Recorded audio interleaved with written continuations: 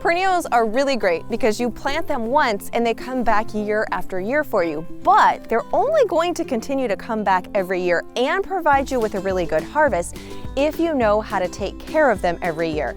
And by just doing a few simple things once a year while they're still in their dormancy, ideally, you are going to have a large yield for years to come, and you'll even get more plants so that you don't have to buy anymore and you can spread the love out either in different areas of your garden or you can gift it to friends or neighbors.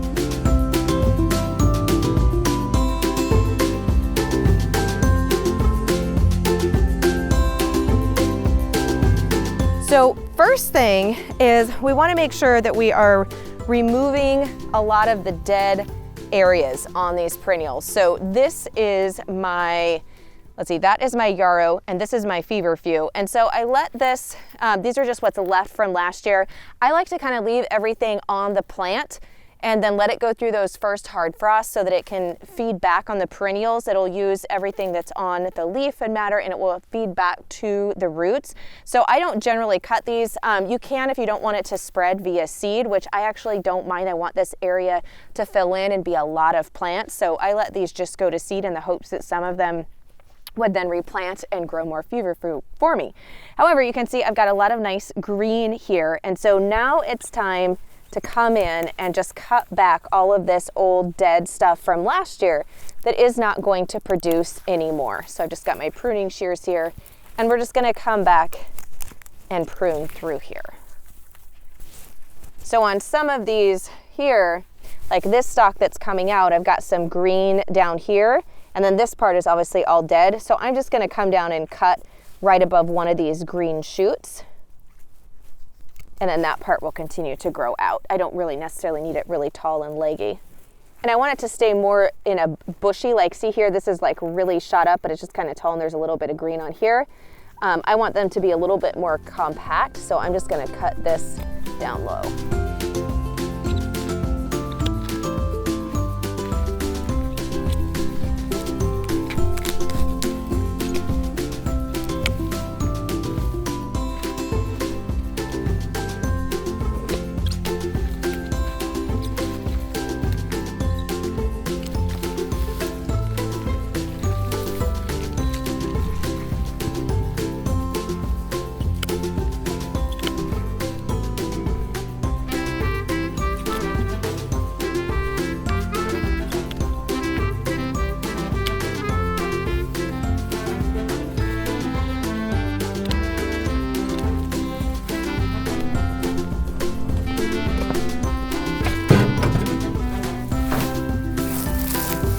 So next we're gonna move on to our lavender. So one of the things I like to do is I like to go around the base of the plants, and if there's any weeds that have managed to sneak in, this is the time that I'm gonna pull them up before they have a chance to spread.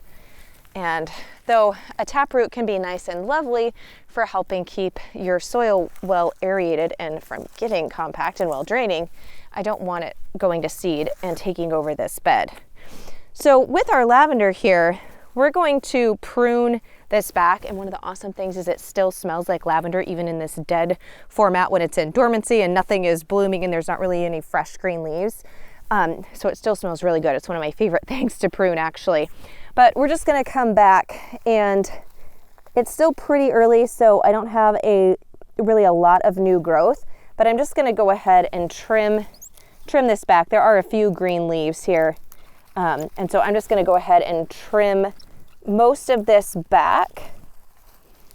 It's not like pruning a fruit tree or a berry bush where you need to make like very precise cuts as far as making sure you're not cutting off a flowering bud versus a leaf bud, because obviously this is just a woody herb here.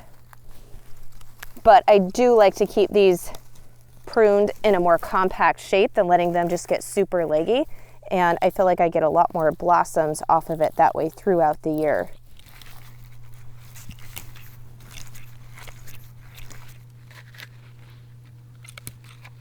So when you are pruning your lavender, if you see, which this is just starting to show a little bit of green leaves, then I like to come and cut right above and leave at least a couple of sets of those green leaves and then just trim right above it.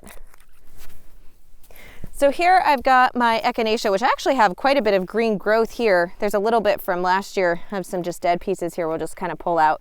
But this is already coming up and showing lots of new growth, which is always really exciting. I feel like when you're coming out of the dead of winter, it's so nice to see any type of brand new vegetation and growth.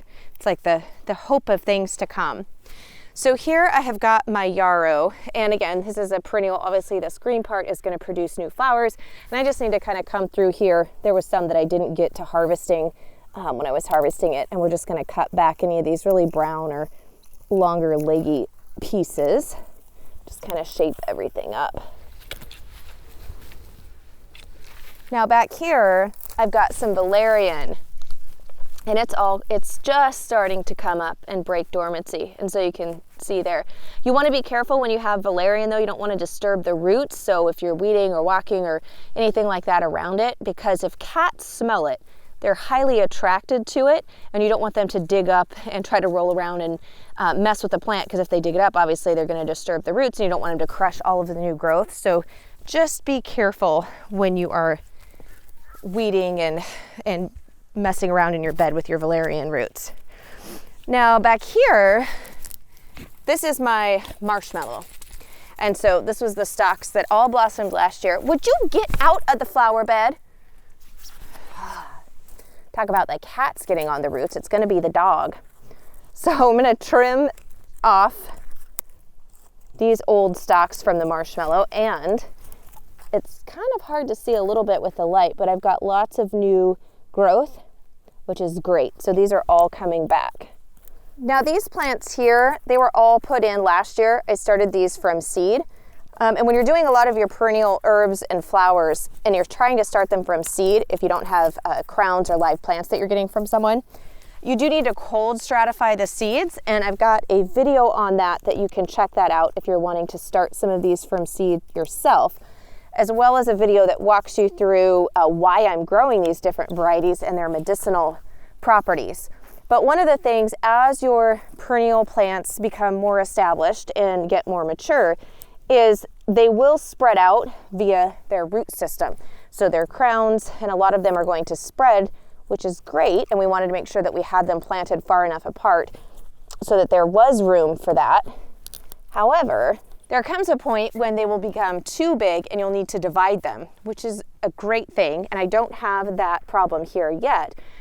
But if they're becoming really large, like they have doubled or tripled in size since when you first planted them, when they're in their dormancy right now, just beginning to break dormancy, this is an excellent time to divide them, though I don't have any right now that are at that stage.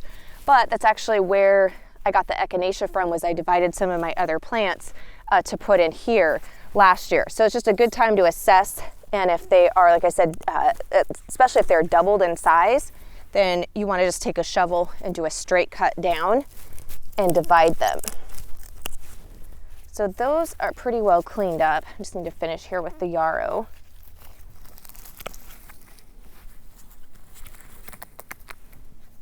Now I had planted here chamomile, which is not a perennial, but it produces a lot of flower blossoms, and if you let them go to seed, then they will end up producing new plants.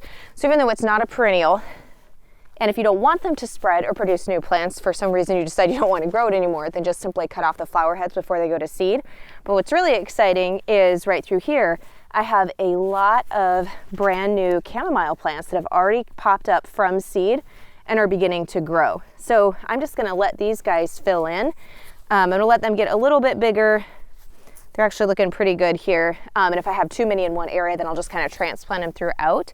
But these are coming up nicely, so I'm not gonna rake this area or add any more wood chips, because I want these guys to continue growing and taking over this spot. However, I don't want the grass and weed to encroach on any of the other areas. So over here, I have got my elderberry plant, and I've got a whole video and post all about growing elderberry. But one of the things with your perennial berry plants, especially in your fruit trees, is as they grow and they send out their branches, both their roots and their drip line expands. So I actually had to take the shovel a couple weeks ago and extend back, and this is where you can see I have all of this sod that I shoveled out here, and remove it, because originally when I had planted it, I just had kind of came out to here. Well, it's since grown and spread out, and so I wanted to make sure that I was removing that grass, and then I put down a bunch more of composted manure and compost in here, and that'll keep the grass from encroaching in there, and it'll provide it with more food. Now, along the barriers here, you can see we only kind of took this herbal bed that we put in to about right here. And so I kind of have a mix of some weeds that are kind of coming up here on the fringe. And then on the back side, there's a little strip of grass before it hits the pasture.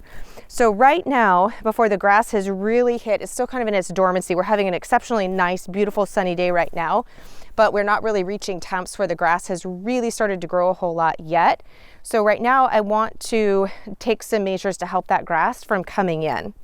So a straight edge shovel like this, you can see it's not pointed, it's a nice sharp straight edge, is great because I can go along the edge here and I can put my pruners down and go like that, and that's just going to help sever any of those roots along there so that they get cut off, and it's going to help them from spreading. Now I'll still pull up these grass and these weeds that I've got along here, but it's just going to help them to not come in. And especially along this backside where I had a mole try to come in and help things out, but where these marshmallow plants are a lot closer to this grass edge. And I may even decide to shovel some of this top grass and that sod out and put some more mulch and take this back a little bit, but I'm not going to get to it today, so this will help.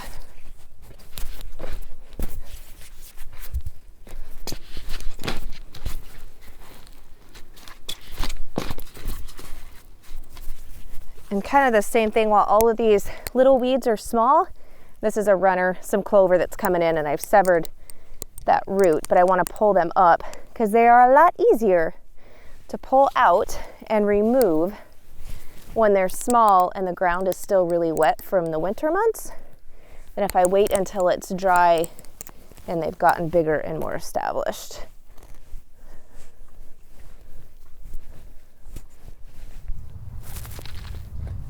Let's see, so here I actually have some chamomile, and I don't want it to grow this close to the marshmallow. So I'm gonna transplant this guy right now. I'm just gonna bring that forward. Right in here, I've got some nice dirt. I wanna make sure I get that whole root system down in there.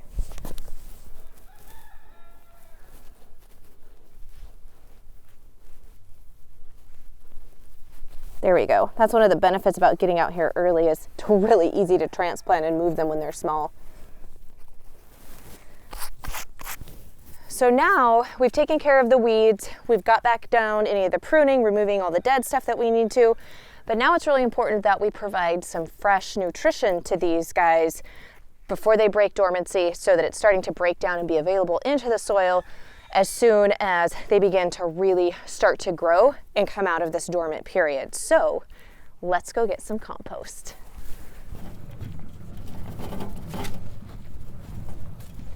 So this compost pile was started the end of last summer.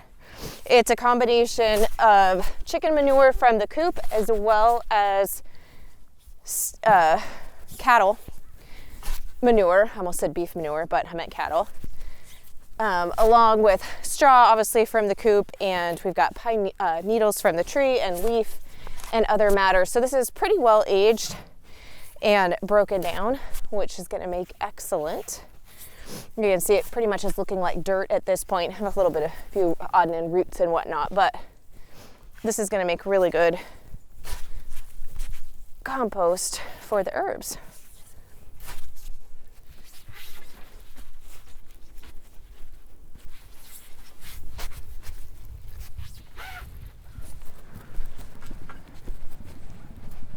So I'm just going to break up there's a couple little clods. so it's nice and fine. And then we're just gonna put this around all the perennials. So for like the lavender bush here, I'm just gonna put it more around the base and the drip line, because that's where the water's gonna drip off as it rains, and it's gonna help to push that down, those nutrients, carry them into the soil. And then for here, like with the echinacea, I'm just gonna do it kind of, try not to bury it too deep, but just kind of on top and around. And that's also gonna help to smother down any seeds that just haven't started to sprout yet, that got dropped to the surface. I'll probably end up putting down a little bit more wood mulch on top after I compost, but it won't be today. It'll be something I do on a later time. You get that all around the valerian. Valerian especially likes a really nice fertile soil, so it's gonna love this addition.